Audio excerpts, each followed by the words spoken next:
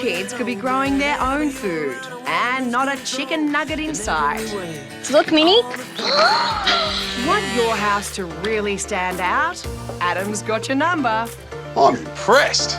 They might seem to play a small part, but with a quick once-over, your bedside tables could take centre stage. It's a pretty good result, don't you think? Getting the kids into the garden growing their own veggies is a great way to get them outside and off the couch. And best of all, you can show them where their food comes from. You might even be able to get them to eat their greens. What do you reckon, guys? A little bit of kale and silver beet for dinner? No! Mixed reaction, but let's get them in the patch.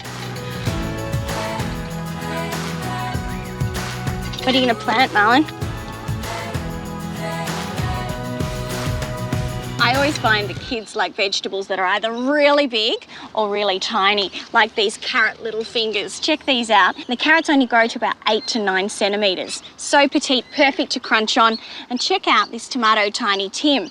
Again, little fruit that's perfect to pop into little mouths, also make great lunchbox snacks. I also find kids like to grow things that they can munch on straight from the vine. So things like snow peas are fantastic, or this little cucumber patio snack. And when I was a kid, my parents always called broccoli little trees, which somehow made it more fun to eat.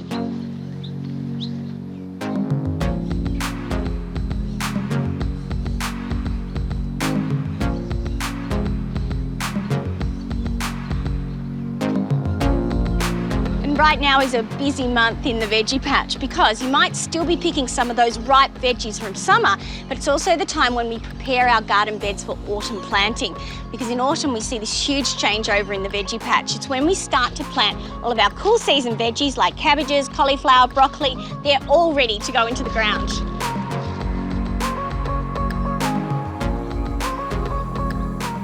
So this is where the kids really come into it for some family fun in the garden. Now, do you remember a little while ago that Woolies released these little seedling kits that had biodegradable pots and veggie seeds? And I know my kids really love collecting them. Now, the kits are really easy to put together. So inside you'll find your little biodegradable pot, a little bit of seed paper and a cocoa pellet. So you start by putting your cocoa pellet in the bottom of a container. Then you put about 35 mils of water in there. And that cocoa pellet will expand into a kind of a soil mix. So we'll just give it a second to expand. It doesn't take long. Okay, so once that pellet has expanded, you just put a little bit of the mix into your biodegradable pot until it's about 1 centimetre from the top. Then you quite simply, like that, then you quite simply lay your seed tape on top. That'll break down as the little seedlings make their way through. And then just top it up with a little bit more of the mix. When you're finished, you want to place it in a spot with plenty of light but not direct sunlight. And in a matter of weeks, look, Minnie, it'll look like this and it's ready to plant into the garden. What do you say, boys? Get them in the ground? Yes! All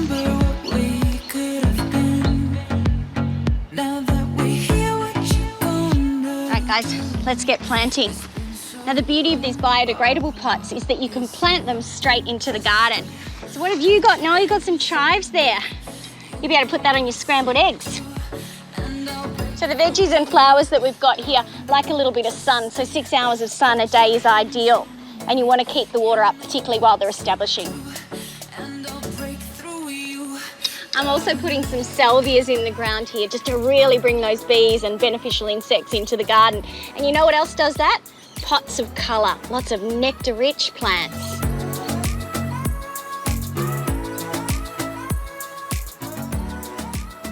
Now that our garden's looking full and ready to grow, I think we should have a little bit of fun and make it look pretty. So the boys are already getting stuck in here, but what we're going to do is make some plant labels out of wooden spoons. They make really fun, quirky plant labels. And of course, most of you have got some wooden spoons hanging around the house, or they're really cheap to pick up. So, a couple of options here. You could either paint them in really bright, kid-friendly colours, and then all you need to do is get your hands on a white paint marker and quite simply label them. Or you could get a bit arty and actually paint pictures of your vegetables or herbs that you're going to plant. Hopefully I've given you lots of ideas and inspiration for how you can bring the kids and the pollinators into your garden, so you'll be harvesting in no time.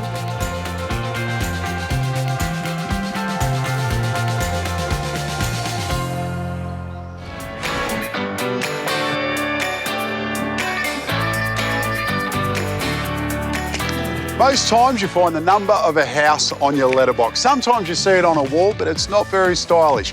Well, I've got a great idea to change that. You want to use an outdoor timber that's durable and will weather well. I've chosen this Kari decking board because I think it will come up an absolute treat. The first thing I need to do is measure it and cut all the pieces to size.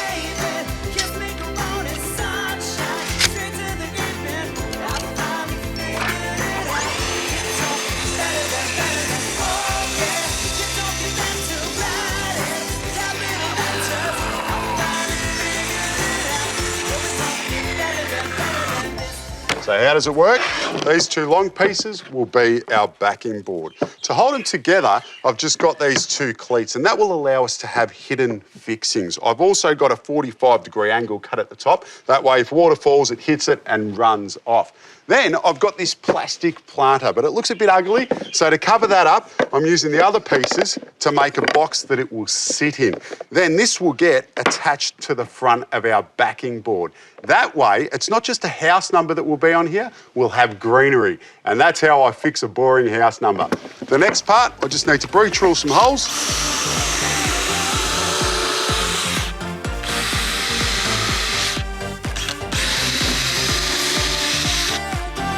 With everything pre-drilled, I'm now going to attach these cleats using some external grade glue and screws. But the trick here is you want to come in about 95mm from each edge. That way, when this is hanging up, you don't see the cleats.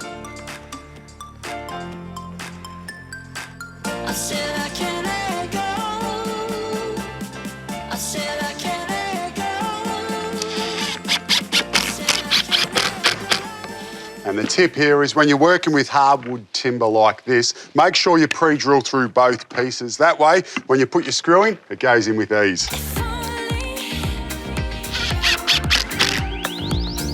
With the backing board done, I'll set that aside and it's time to start working on the planter box. For that, I'm going to be using nails to put that together instead of screws, because we can see that the nail head is a lot smaller than a screw head, so it's going to be easier to fill those holes and hide the nail fixings. I'm going to pre-drill the holes first because that's going to make it a lot easier to hit these nails in.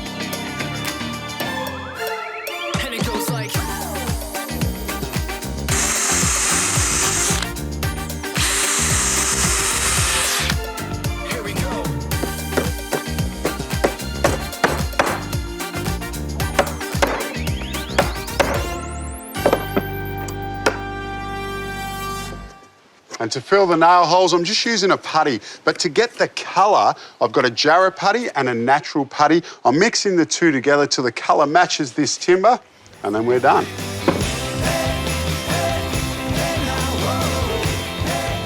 While the putty dries, we can see how this works. So our cover will come up to our backing board. That will get fixed from behind. But before we do that, we need to work out how we're going to hold this plastic pot in place. And for that, I've got these L brackets which will sit inside this box. But before we screw this together, I actually need to fix them off. Otherwise, I won't be able to get my drill in there.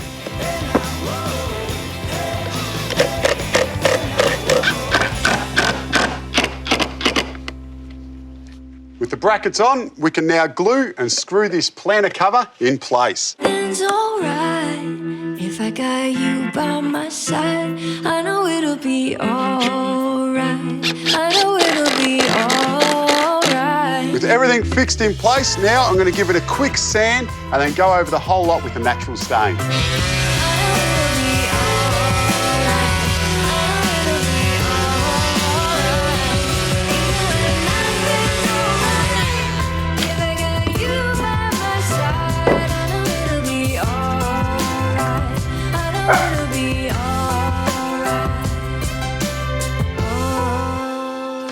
To mount it, we don't want to see any fixings on the front. We want to keep it nice and clean. So I've gone with the split batten. I've attached one block to this brick wall using some green plugs and galvanised screws because this is a masonry wall. And then the other half I've attached to the back of our planter. Now they've got a 45-degree cut on it and it's the opposite cut on this block, which means they simply just get located and slips in place. And look at that. Number 3, easy to see. Love it.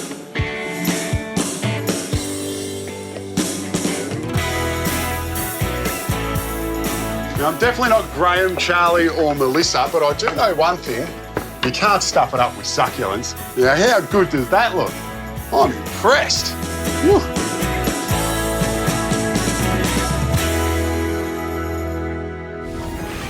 Bedside tables really are the unsung heroes of the design world. I mean, sure, they're essential. You can pop your books on them and your glass of water at night, but even more than that, they add balance and symmetry to a bedroom. So if yours, like these, are looking a little underwhelming, let's give them the love they deserve with a chic and stylish makeover.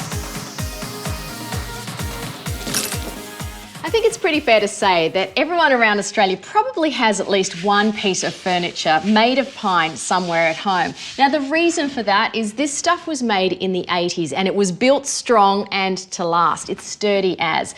The trouble with pine furniture is over the years, the varnish tends to yellow almost to an orange colour, and this is what most people don't like. So they either chuck it out or it ends up in the council cleanup. Now, with this stuff, I think, look beyond the colour, look at the shape. So if you've got a piece of furniture that's well made and shaped like this, you can actually change it completely with colour. So that's what we're going to do. All it needs is a good clean down, and then we can start painting.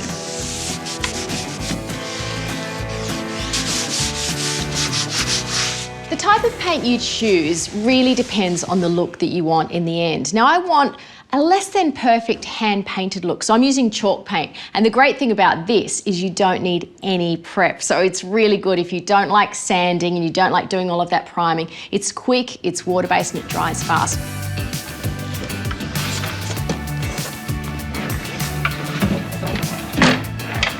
Oh, and you might think it's easier to paint it as is, but I always turn furniture upside down, whether it be chairs or tables, bedside tables, and start from the legs first, because it's easier to access all the way around. That way you don't miss any spots.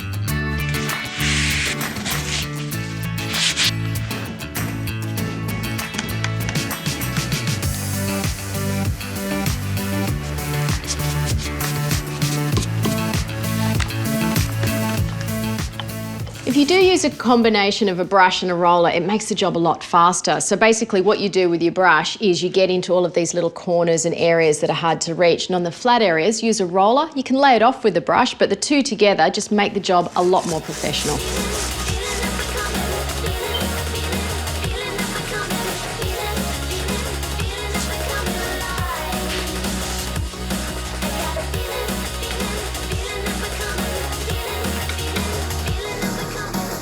Apart from just painting the drawer fronts, it's a really good idea to paint a little bit on the inside too, because obviously your drawers pull out. So where it pulls out, you will see the sides, so you don't want them to look ugly. So I go about halfway down. Make sure the paint is not too thick. If it's too thick, the drawers will be hard to open and close.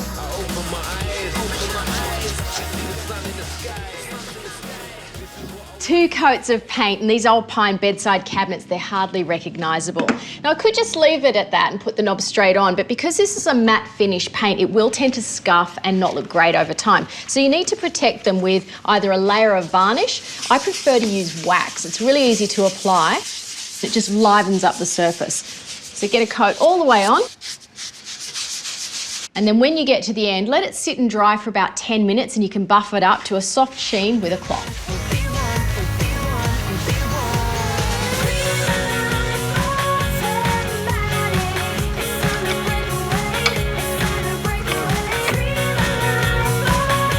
Been able to save a little bit of money by reusing the old brass knobs, and I don't mind that they've got this slight patina. It's very on trend at the moment. And one last thing that you might like to do is just take some old wrapping paper or wallpaper scraps and just line the inside of the drawers. It just brings them up as good as new. Look at that. Fresh as a daisy. Let's get it in place. So you're probably wondering why I went for the colour black for my bedside tables. Well, I really took my style inspiration from the original exposed brick wall in this space. It has quite an industrial edge, so by choosing a strong colour, it really adds balance to the space. And by carrying it through, it just ties it all together. Now remember, it was a cost saver. I didn't have to replace the knobs. All I had to splash out for was the paint and the wax. $75 for that lot. It's a pretty good result, don't you think? Not a lot of money spent.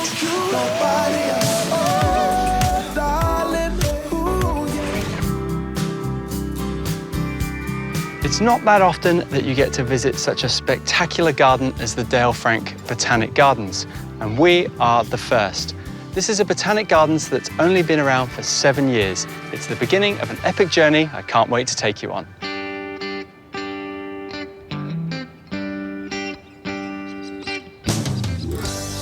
This whole botanic garden is set around traditional Victorian garden design. There's sight lines, there's vistas, there's avenues, and there's lots of circuit walks. Take this area, for example. It sums this place up perfectly. There's just 2 plants that have been used. We've got golden barrel cactus and bottle trees, both really popular in modern garden design, but they've got this prehistoric look, yet they've been laid out in a traditional grove.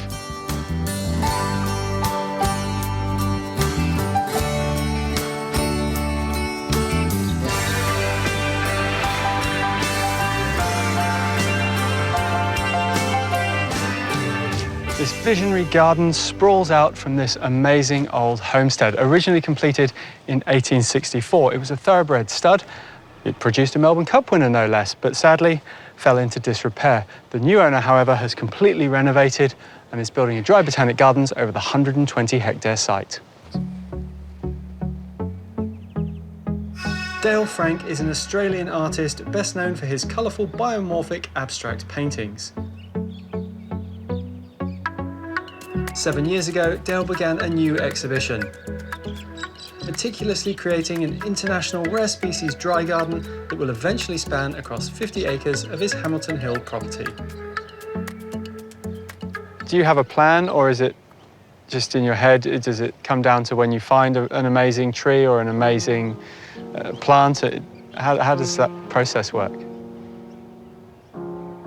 I didn't want to be waiting 50 years, because I don't have 50 years. I didn't want to be waiting for small trees to grow. I planted small trees, but then I got mature trees in.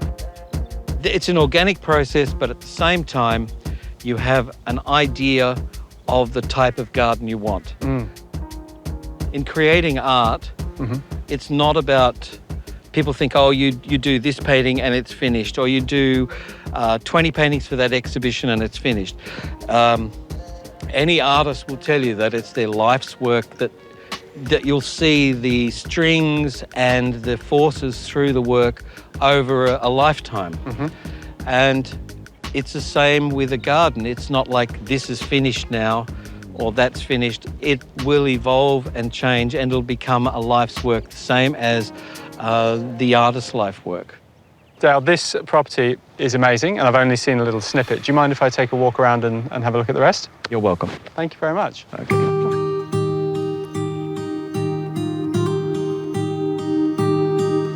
The first plants that went into this garden were the trees, and it's amazing to think some of them only went in at 90 centimetres high. The next area was this. They call this the upper alley, and it really is a textural and colourful delight. It has been extended over the years, all the way down to an enormous feature tree at the end, and that's got to be 400 or 500 metres away. It's amazing to think that just 7 years ago, this was nothing but a bare paddock.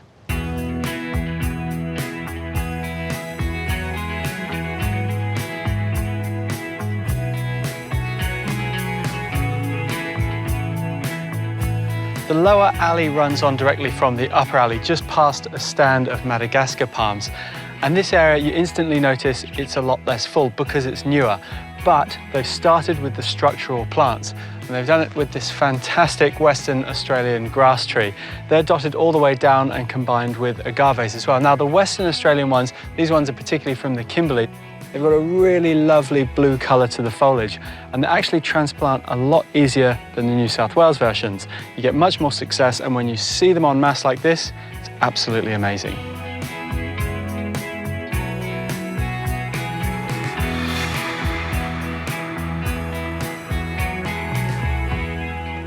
At the end of both of the alleys is this enormous San Pedro cactus, and I love the way it's been put into a mound to raise it up and show it off even more. Now, this is estimated at about 130 years old, and like so much of the advanced stock in this garden, it's been rescued from somewhere else, and what Dale is really good at is making it look effortless.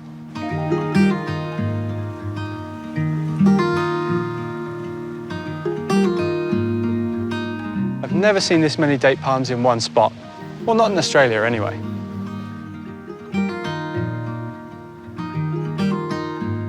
If you've got a garden bed at home that just doesn't look right, or perhaps the colour combination isn't as nice as you'd like it to be, you might want to think about bringing some silver into the garden bed. It's got a lovely way of tying everything together. And here behind me, these silver torch cactus look absolutely incredible, contrasting with the black of the grass tree. There are two very distinct styles of planting in this garden. There's the organised chaos, the tapestry of plants, and then there's this. This is a single stand of elephant cactus. They're absolutely incredible, and it has a very art installation type feel to it. Flanking the entrance to this garden is two concrete pillars that are actually just made up of an old driveway they didn't want to throw away. And it's the contrast between this style of planting and the tapestry style of planting that make this garden very intriguing and a lot of fun to walk around.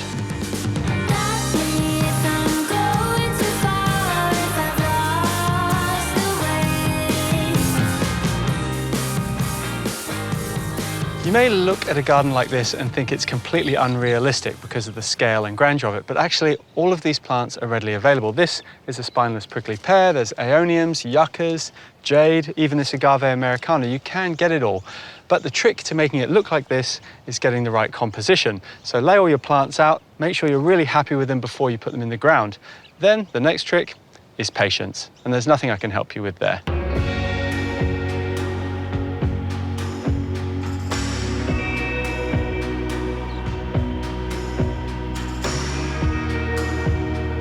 Flanking either side of the house are these lovely forest woodland type plantings.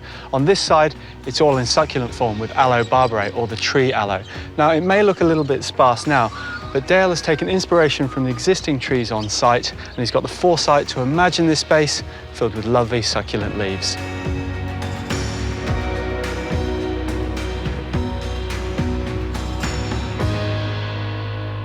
And on the other side is this lovely forest of Chinese elm trees, and you can already see the effect of the canopy joining up.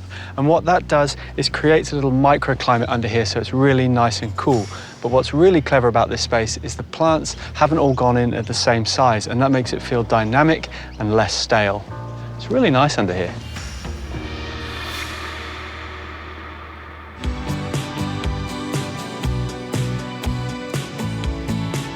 I really love this garden bed up close to the house. It's sort of organised chaos, if you will. It's got the succulents in these euphorbias, which are everywhere, but then there's some interesting plants combined with them that you wouldn't normally put together. We've got an ornamental pear tree, we've even got some Melianthus major and plumbago as well. And then you've got this purple tree, which looks like an ornamental cherry to me. And it's the combinations of plants that really keep you guessing and wanting to see more.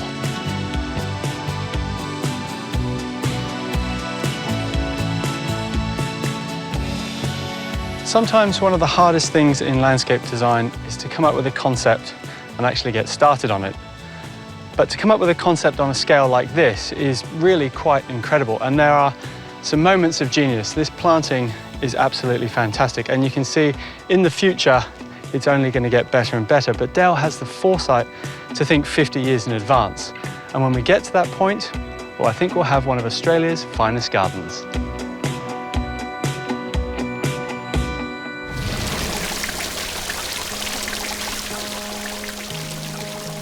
One of the most powerful ways of making an impression of a sense of grandeur in the home is to introduce voids.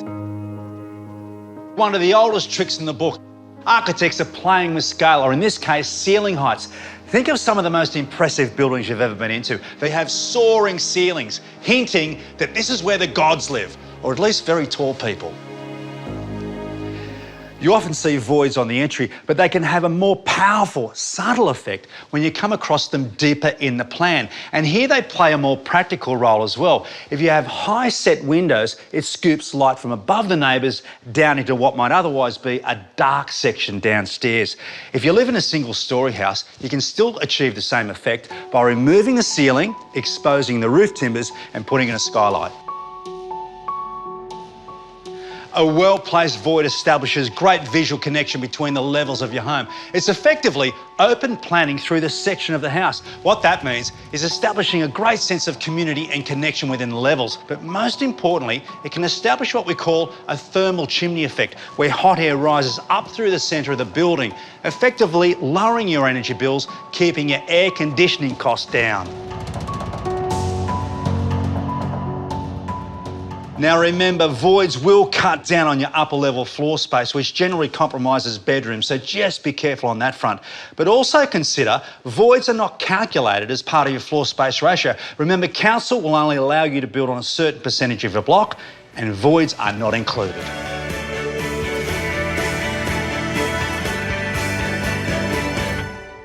Setting feature lights at different levels through a void, it's an interior design trick just to emphasise the level changes within the house. Look, any chance of connecting the levels in your home is worth doing.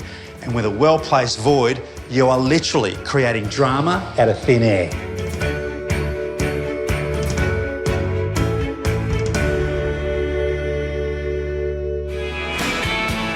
The coastline around Coffs Harbour is one of the prettiest and, when it comes to marine mammals, busiest places in the whole of Australia. Yep, people come here from all over the world and all over Australia to see what is in fact the humpback highway. But you know, in nature, things sometimes go wrong. We get animals that are injured, so they come here to a special group of people who are intent on restoring them to good health and putting them back where they belong. Stacey, lovely to meet you. Tell me what you do here. What's your job? I'm one of the assistant managers here at the park, and I'm also the welfare officer here. Sea lions are in trouble, aren't they? They are indeed, especially the Australian sea lions, which are endangered. There are only 6,500 mature adults left out in the wild, and they are endemic to Australia. So this is the only place in the world that they live, so it's our job to save them. I'm going to ask you the obvious question. There he is.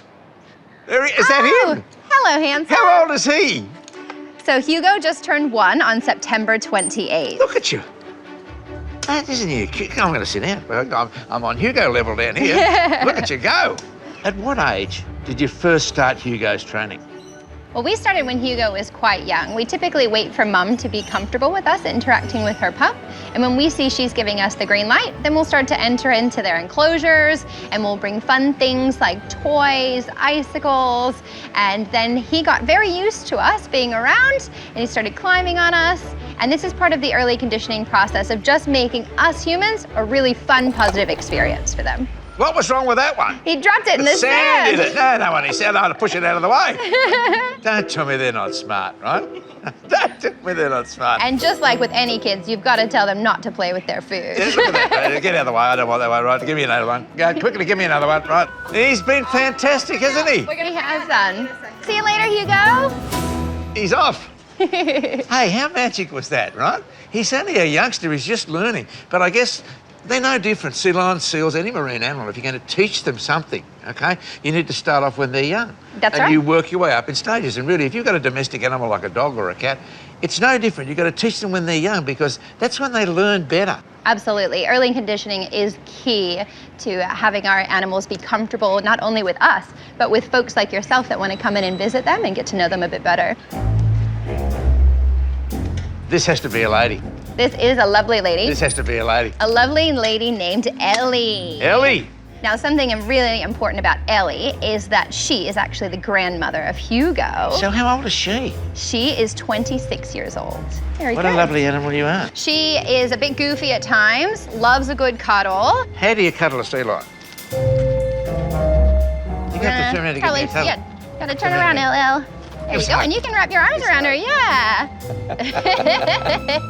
She's so smooth and so strong, yeah? Just incredible, you know? She's loving those scratchies.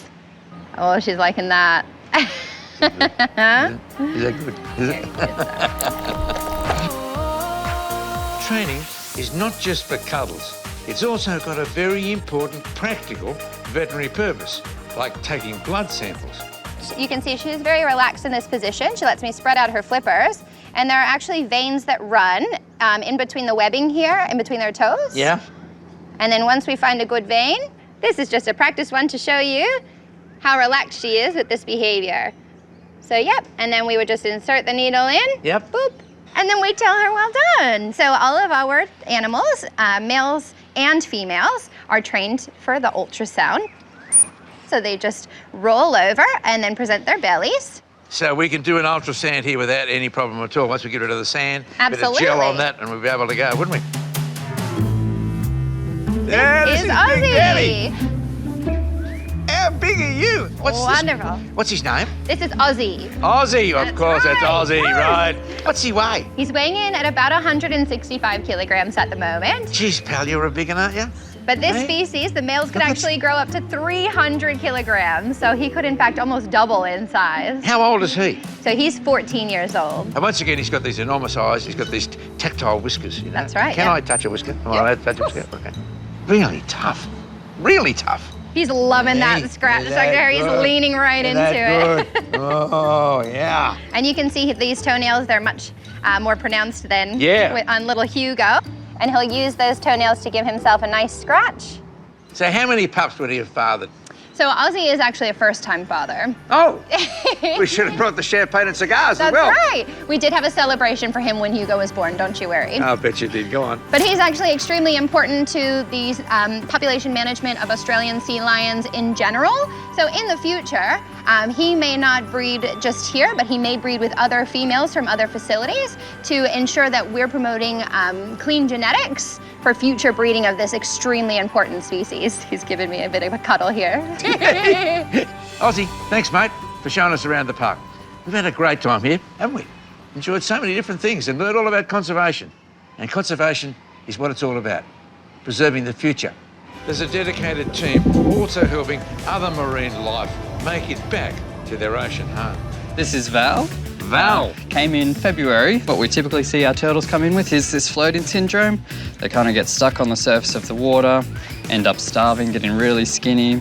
Occasionally we can see some boat strikes due to that as well. She is ready to go back out today. You can see she's full of energy. You lead the way. All right, let's go. Come on.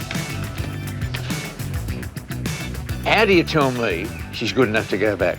Well, the fact that Cam's having a hard time restraining her here is a good sign. Good body condition here. And this as well, like when they get really sick here, the chute becomes very soft. And the fact that we've got these growth rings at the front is a good sign. Nice and firm, and her last bloods were all good. The other test we do for these guys is actually in the water.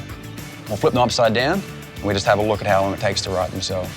And if they can right themselves quickly and then maintain themselves in the current, then normally they're good to go. Next question, how do we get this turtle to the water? We're going to take Val out onto a boat and release her out into the big blue.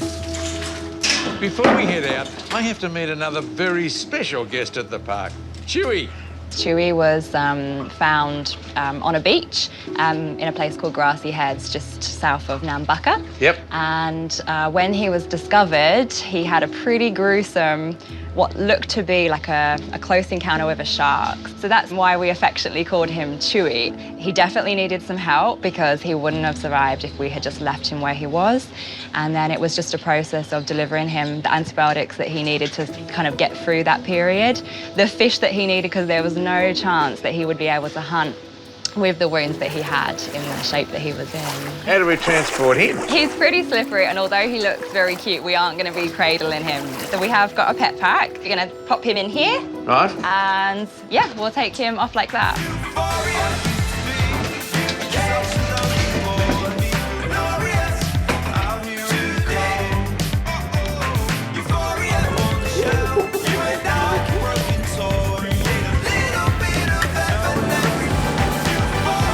Now we're taking him back to his sort of homeland. Do we take him back to somewhere near where he was discovered? Yeah, definitely. So the marine park is perfect place for release because it's a protected site. How many turtles do you reckon you see each year? A lot, about 60 to 70 every year. Okay, so that's more than one a week. Yeah. A lot of turtles. Most of them with this floating syndrome? Mostly, yeah. Some with fishing line injuries too. Do you have a shed of tear, or is it a happy tear? It'll be a happy tear for sure. It will be a happy tear. That's nice. Good luck, kid. Hey?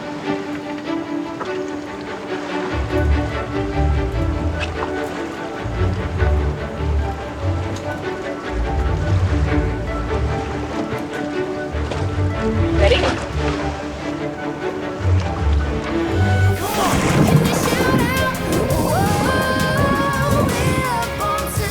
We've rehabilitated that animal, and now away Val goes to enjoy the rest of her life, out where she belongs, in the ocean. Well, this might just be a bit more tricky, because this time we're dealing with a mammal. Yep, this is Chewy the seal. So what's going to happen? Fingers crossed is, and open that door and Chewy's going to go for it. Might just need a little encouragement, see how he goes.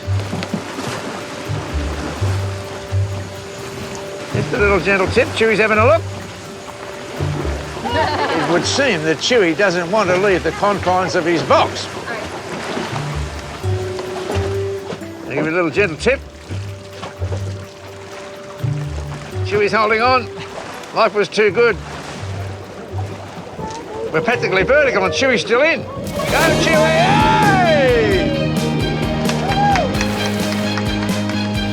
There he goes. Well, what a very different release. Chewy just didn't want to go, but now he's in the water and he's on his way. Back where he belongs. Back in the ocean. Plenty of water. Plenty of fish, we hope, too. Good luck, Chewy. He won't need it. He'll be fine.